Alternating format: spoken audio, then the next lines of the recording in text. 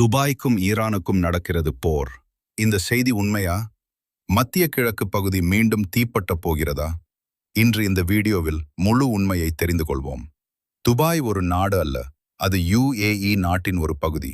உலக வர்த்தக மையம், சுற்றுலா மற்றும் பிசினஸ். ஈரான் ஒரு சக்தி வாய்ந்த மத்திய கிழக்கு நாடு.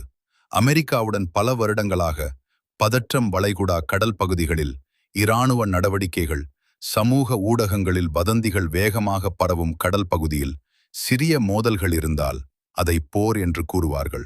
அரசியல் பதற்றம், முழு போர் அல்ல.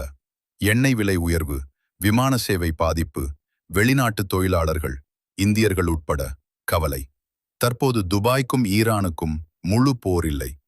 ஆனால் மத்திய கிழக்கு பகுதி எப்போதும் அரசியல் நெருக்கடியில் இருக்கும்.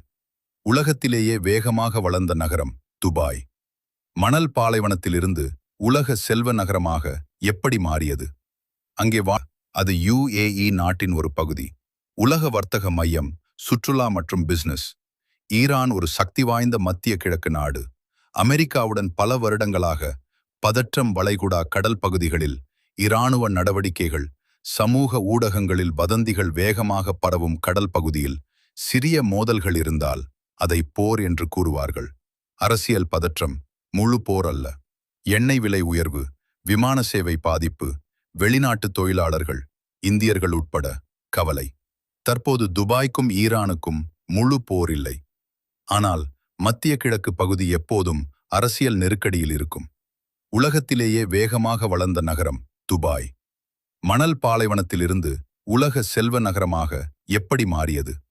அங்கே வாழ்க்கை எப்படி இருக்கு? இருக்கு.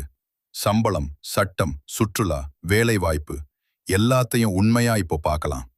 துபாய் என்பது யுனைட் அரப் எமிரேட்ஸ், அந்த நாட்டில் உள்ள ஒரு முக்கியமான நகரம். UAE-வில் 7 எமிரேட்ஸ் இருக்கு. அதுல மிக பிரபலமானது துபாய். 1960 வரை துபாய் ஒரு சாதாரண மீன்பிடி, முத்து வியாபார ஊர்தான். பிறகு எண்ணெய் கண்டுபிடிக்கப்பட்டது. அதுக்கு பிறகு ரியல் எஸ்டேட், டூரிசம், பிசினஸ் ஹப்பாக வளர்ந்தது.